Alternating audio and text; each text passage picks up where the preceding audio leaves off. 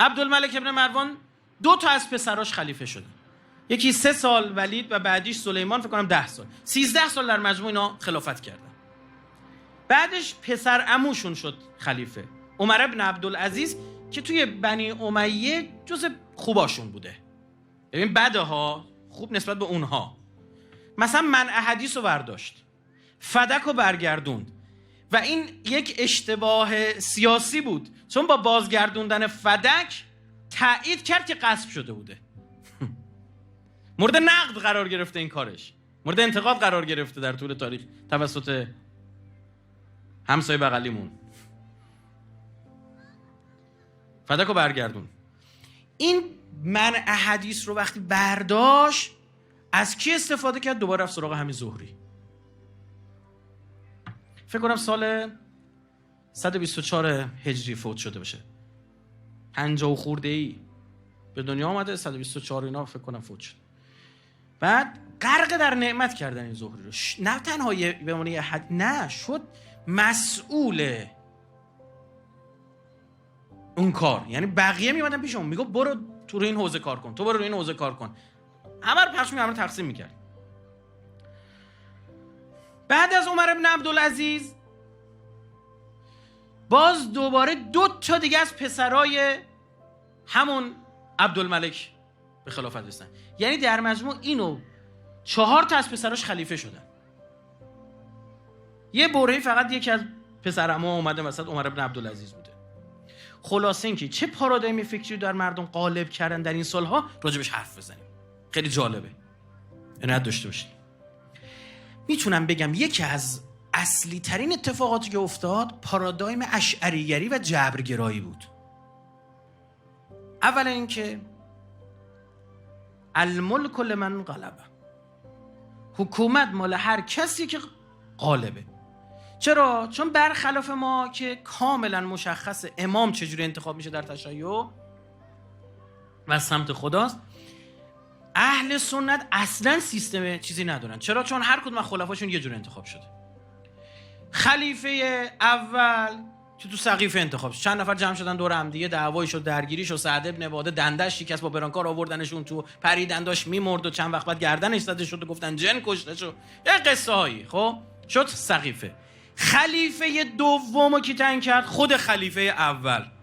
حالش بد بود، حالش خیلی بد بود. من که معتقدم خلیفه اول به سم کشته شده و چیزی هم دارم، یعنی فرضیه‌ای دارم که کار کیا بوده.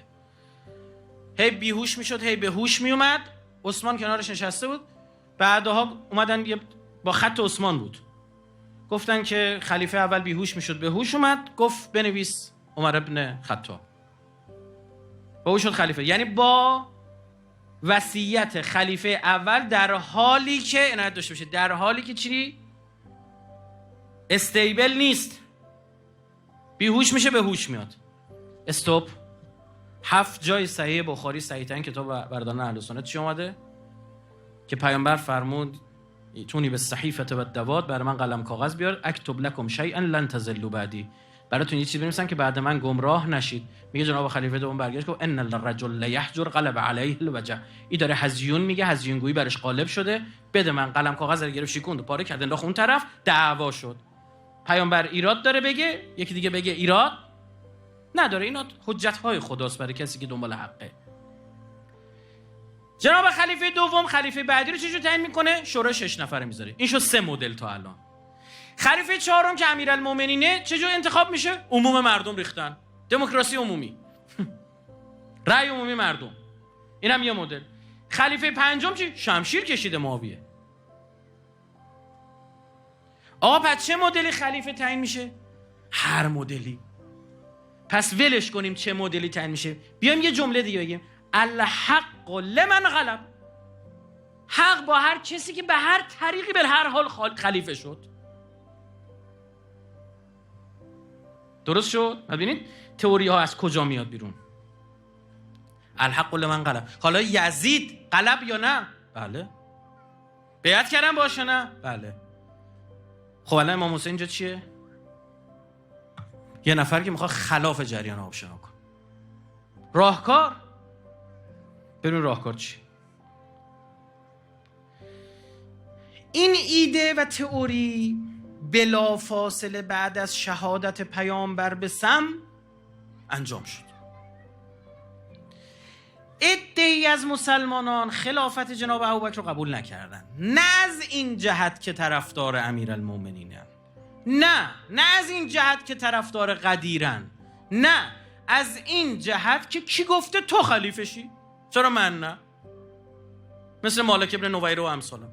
اینا معروف شدن به مرتدها، اصحاب رده، به قول میگم ردادا. چیکار کردن؟ قتل عام شدن. خالد ابن ولید و فلسطاد قتل عامشون کرد. گفتم دیگه همون شب سر مالک ابن نویره رو برید گذاشت زیر دیگ، باش غذا درست کرد، با زنش هم زنا کرد. زنا در اسلام، زنی که حداقل واسه عده‌اش تموم بشه اگه میخوای، که توش موندن دیگه، خیلی میخوان مسمالش کنن نمیدونن چیکار کنن. عیبی نداره چون تمام صحابه عدالت دارن. قاعده است دیگه، اینم یکی از قواعد بود که ساخته شد. همه صحابه خوبن، هر کاری کرده باشن میرن بهش، غلط اضافه و بررسیشون به شما نیومده. بی خود میکنید در مورد صحبت. اجتهاد کرده، عمل کرده. مهم اینه که معتدلشون خبر داریم نیتشون خالص بوده. بهشت هم میرن، غلط اضافیش هم به شما نیومده. چشم.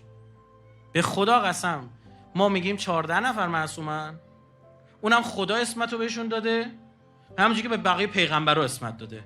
اینا میگن 100,000 نفر از صحابه معصومن. چه نوع اسمتی؟ او امام اجازه گناه نداره و نکرده، تو تاریخ هم ما نمیبینیم، اما این اجازه گناه هم داره، اما میره بهش.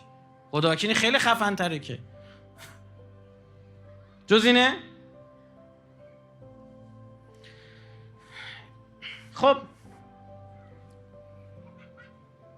هدف از این تئوری چی بود؟ که شما حق نداری مخالفت کنی با حکومت. شروع کردن بحث کردن تو مساجد. آقا الان من اینو میذارم اینجا، خدا خبر داشته یا نداشته؟ یارو بالا منبر میگفت، یه کاساب میدادن دستش میگفت، گفتم بله خبر داره. پس من بدون اذن خدا هیچ کاری انجام ندادم. پس هر کاری ما میکنیم خدا قبلش خبر داره. راست میگه. خب حالا کی خلیفه است؟ فلانی. برید با خواست خدا مخالفت کنید. ای مردید. متوجه شدید؟ همه قفل. عجب، بریم با خواست خدا مخالفت کنیم. خب ببین برگ بی اذن خدا از درختی بگید نمیفته. و ما تسقط من ورقه الا یعلمها. هیچ برگی بی اذن خدا درخت نمیفته. برگ بی اذن خدا درخت، یارو اومده خلیفه شده، حاکم شده، خب یه طریق اولا و خواست خداست. حالا برو اون عزلش کن. بدونید چه سیستمی رو داشتن باش می‌جنگید، چی رو داشتن جا مینداختن.